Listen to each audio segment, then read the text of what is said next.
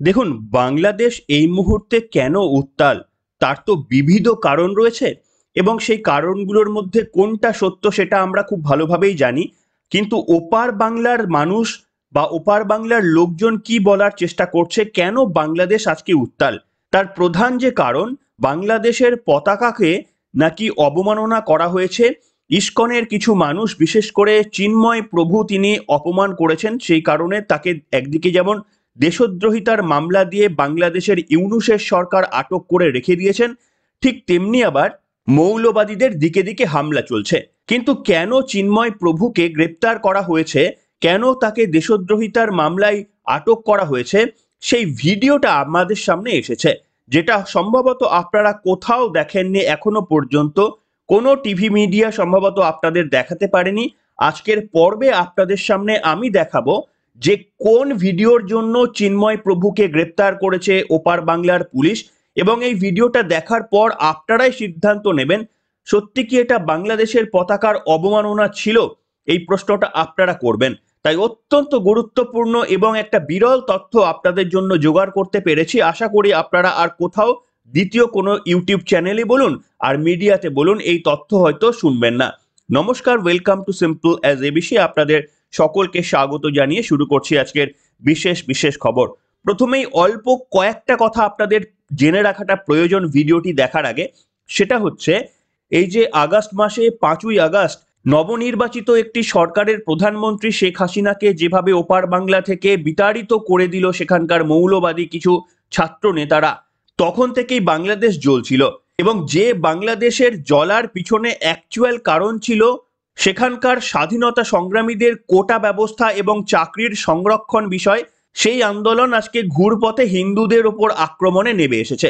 অর্থাৎ মোটো এবং মোটিভ একটাই, হিন্দুদের উপর আক্রমণ করো। এটাই ওপার বাংলার মৌলবাদী নেতাদের প্রথম এবং প্রধান পদক্ষেপ। এবং তার জন্য কি করতে হবে? তার জন্য হিন্দুদের প্রধান সংগঠন, গোটা বিশ্ব জুড়ে সমাদৃত সংগঠন ইসকনের ওপর আঘাত আনতে হবে। তাহলে কি করতে হবে? ইসকনের ওপর কোনো একটা অভিযোগ তুলতে হবে। যে সন্ন্যাসীরা ইসকনের হয়ে হিন্দুদের একবদ্ধ করার কাজ করছে তাদের বিরুদ্ধে আইনত পদক্ষেপ নিতে হবে। এটাই মৌলবাদী সরকারের একটা প্রধান কর্তব্য হওয়া উচিত, এবং সেই কর্তব্যই পালন করেছে মোহাম্মদ ইউনূস। আপনারা জানেন যে এই চিন্ময় প্রভুর এক ডাকে লক্ষ লক্ষ হিন্দুরা তারা জমায়েত যেভাবে করেছেন, সেটা বাংলাদেশি মৌলবাদীদের কোনোদিনই ভালো লাগার কথা নয়। এবং সেই কারণে চিন্ময় মহাপ্রভুর কোন খুঁতের জন্য তাকে গ্রেপ্তার করা যায়, রাষ্ট্রদ্রোহিতা মামলা দেওয়া যায়, তার জন্যই উদ্গ্রীব ছিল বাংলাদেশ পুলিশ। এবার রংপুরে একটি জনসভা ছিল চিন্ময় প্রভুর ডাকে, সেখানে কাতারে কাতারে হিন্দু মানুষরা জনসমাবেশ করেছিলেন। সেখানে অভিযোগ ওঠে, কেউ বা কারা, যে ভিডিওটা এক্ষুনি আপনাদের দেখাবো, কেউ বা কারা তারা বাংলাদেশের পতাকার পাশে ইসকনের গেরুয়া পতাকা লাগিয়ে দেয়। এবং যেহেতু বাংলাদেশের পতাকার থেকে ইসকনের পতাকাটাকে একটু উচ্চ করে লাগানো হয়, এটা নাকি দেশদ্রোহিতার মতো একটা বিরাট অপরাধ। আসুন আপনাদের সামনে সেই বিরল ভিডিওটা পেলাম, সেই ভিডিওটা এবার দেখাবো। কোন কারণে চিন্ময় প্রভুকে গ্রেপ্তার করা হলো সেটি বাংলাদেশেরই একজন ব্লগার তিনি বিশ্লেষণ করে বললেন যে কতটা এটা ভুল সিদ্ধান্ত, তিনি বিশ্লেষণ করলেন। আসুন দেখুন আপনারা। চিন্ময় কৃষ্ণ প্রভুর বিরুদ্ধে যে ভিডিওটি নিয়ে অভিযোগ, সেই ভিডিওটি আমরা দেখি এখানে আসলে কি করা হয়েছে। দেখতে পাচ্ছেন কতিপয় ব্যক্তি পতাকা লাগাচ্ছে, পতাকা বসাচ্ছে, এটি চেরাগীর মোড়ে সম্ভবত। এবং এই পতাকার পাশাপাশি মানে একটি বাংলাদেশের পতাকা আছে, কিন্তু খেয়াল করলে এখানে দেখবেন বাংলাদেশের পতাকা এটা নয়, কারণ বাংলাদেশের পতাকার লাল বৃত্তের চতুর্দিকে চাঁদ তারা থাকে না, কিন্তু এই পতাকায় আমরা চাঁদ তারা দেখতে পাচ্ছি। আপনারা নিশ্চয়ই দেখতে পাচ্ছেন, এটি দিনের আলোর মতো পরিষ্কার। আমি ভিডিওটি আবার বড় করলাম, দেখেন তো চাঁদ তারা দেখতে পাচ্ছেন কিনা বাংলাদেশের তথাকথিত পতাকায়। যদি চাঁদ তারা থাকে তাহলে এটা বাংলাদেশের পতাকা কি হয়? দেখতে পাচ্ছেন স্পষ্টভাবে পতাকায় চাঁদ তারা দেখা যাচ্ছে। নিশ্চয়ই আপনাদের এটা একদম ধরে ধরে বুঝিয়ে দিতে হবে না। দেখুন, লাল বৃত্তের চতুর্দিকে 4টি চাঁদ তারা সাদা রঙের আঁকা রয়েছে। এটি যদি হয় জাতীয় পতাকা, তাহলে এটা যে বসিয়েছে তাকে আগে গ্রেপ্তার করতে হবে। এবং অন্য কাঠিতে যদি কোনো পতাকা বসানো হয় তাহলে এটা পতাকার অবমাননা হয় না। দেশদ্রোহী বা অন্যান্য মামলা তো দূর কি বাদ। দেখুন, ভিন্ন বাঁশের মধ্যে যদি কেউ ভিন্ন পতাকা লাগায়, বসায়, তাহলে সেটা কোনোভাবেই পতাকার অবমাননা হতে পারে না। দেখেন, বাংলাদেশের পতাকার চতুর্দিকে চাঁদ তারা রয়েছে, অর্থাৎ বাংলাদেশের পতাকা ধর্মান্ধ মুসলমান সন্ত্রাসীরা বিকৃত করেছে এবং সেই অজুহাতে একজন হিন্দু ধর্মাবলম্বী ব্যক্তিকে প্রধান আসামি করা হয়েছে। কি তার অপরাধ? তিনি কিন্তু হিন্দু ধর্মের মানুষদের উপর যে নির্যাতন নিপীড়ন সেটার প্রতিবাদ করেছিলেন। দেখলেন বন্ধুরা, বক্তব্যটা পুরোটা শুনলেন। প্রথম কথা হচ্ছে, বাংলাদেশের পতাকাকে সেটা কিন্তু কোনো হিন্দু সম্প্রদায়ের যে মানুষ তারা সেটাকে প্রথমত অবমাননা করেনি, ছিঁড়ে ফেলেননি, সেটাকে নিচে নামিয়ে দেননি। বাংলাদেশের পতাকার জায়গায় আরো কিছু সনাতনী ধর্মের পতাকা তারা লাগাচ্ছিলেন। হ্যাঁ, এটা ঠিক যে উচ্চতাটা হয়তো সনাতনী ধর্মের পতাকা বাংলাদেশের পতাকার থেকে কিছুটা ওপরে ছিল, কিন্তু তার জন্য দেশদ্রোহিতার মামলা দিতে হবে? দ্বিতীয় কথা, ওই ব্যক্তিটিকে, ব্লগারকে বলতে শুনলেন ওটা আসলে বাংলাদেশের পতাকা নয়, তার কারণ ওই পতাকার মধ্যে বিভিন্ন চাঁদের ছবি দেওয়া ছিল, আর বাংলাদেশের পতাকার মধ্যে কোথাও চাঁদের ছবি নেই, অর্থাৎ ওটা বাংলাদেশের ন্যাশনাল পতাকা, ন্যাশনাল ফ্ল্যাগ হতেই পারে না বলে বাংলাদেশের একজন ব্লগার বিশ্লেষণ করে দিলেন। কিন্তু তাতে কি যায় আসে?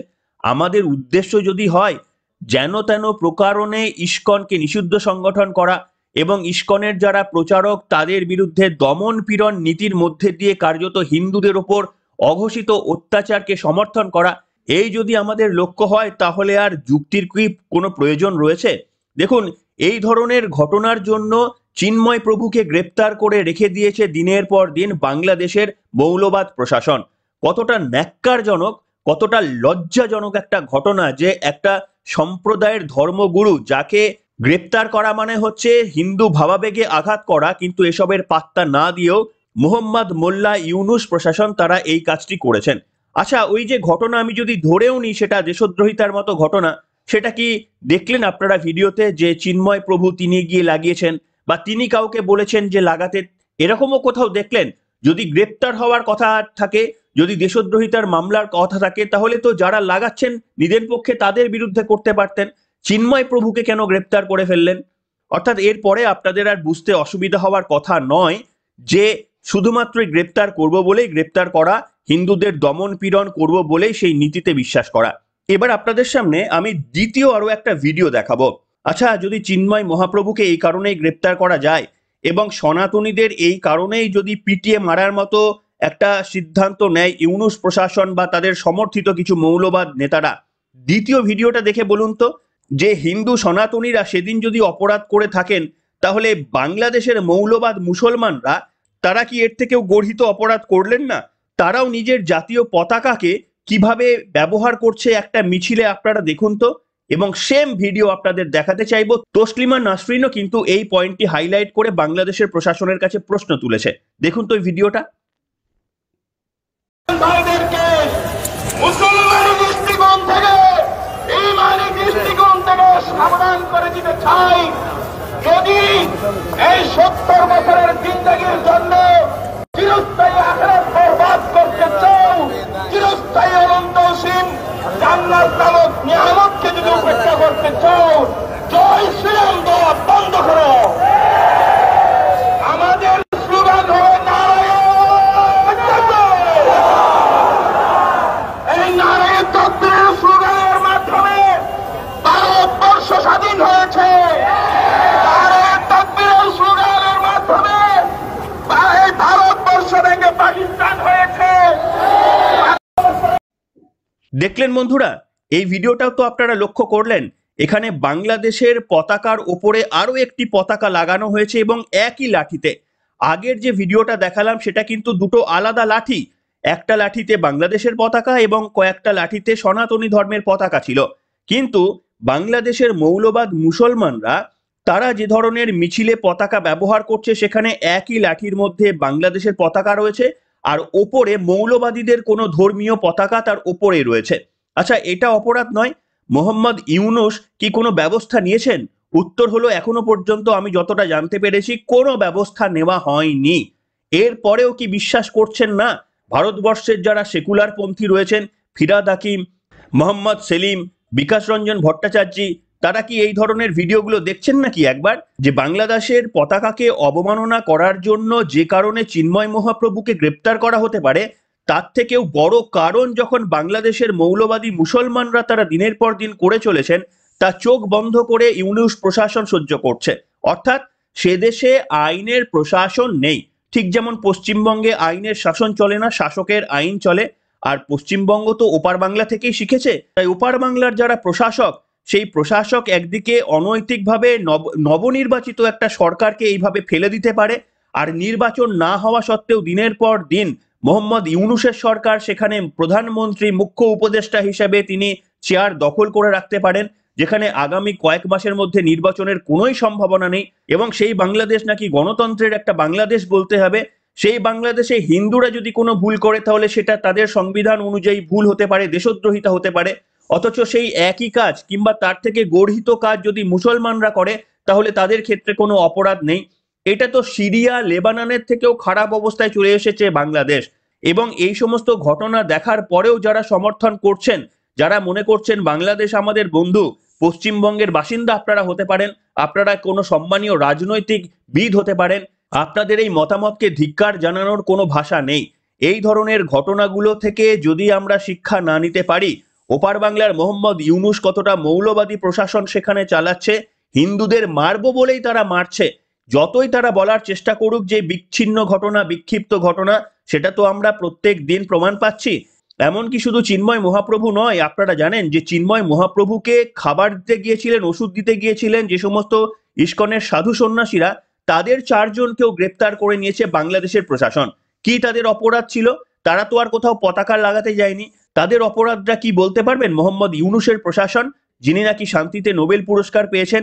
অবিলম্বে এই ব্যক্তিটির কাছ থেকে শান্তিতে নোবেল পুরস্কার যদি ছিনিয়ে নেওয়া না হয়, তাহলে আমার মনে হয় ভারতবর্ষের আগামী দিনে কোনো মানুষ শান্তিতে নোবেল পুরস্কারের জন্য যদি কখনো সিলেক্ট হন তাহলে সেটিকে প্রত্যাখ্যান করা উচিত।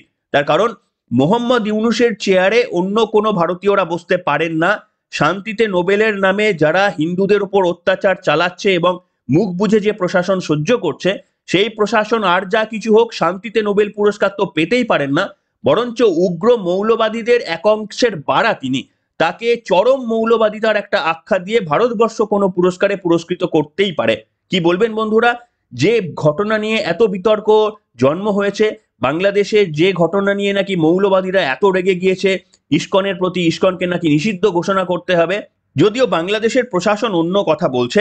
তারা কি বলছে, তাদের মুখ্য উপদেষ্টার একজন কি বলেছেন আপনাদের শোনাবো। স্পষ্ট করে বলছি, কোন সংস্থা নিষিদ্ধ করার কোনো আলোচনা সরকারের মধ্যে হয়নি। দাবি অনেকেই উঠতে পারে, দাবির সপক্ষে মানুষ অনেক কর্মসূচিও দিতে পারে। ব্যক্তির অপরাধের সাথে সংস্থার অপরাধকে আমরা জড়িয়ে ফেলছি না। এখন একটা সুনির্দিষ্ট অভিযোগের ভিত্তিতে একজনকে গ্রেফতার করা হয়েছে, তার ব্যাপারে একটা আইনি প্রক্রিয়া চলছে। তিনি অভিযুক্ত হতেও পারেন, অভিযুক্ত নাও হতে পারেন, সেটা আদালত দেখবে।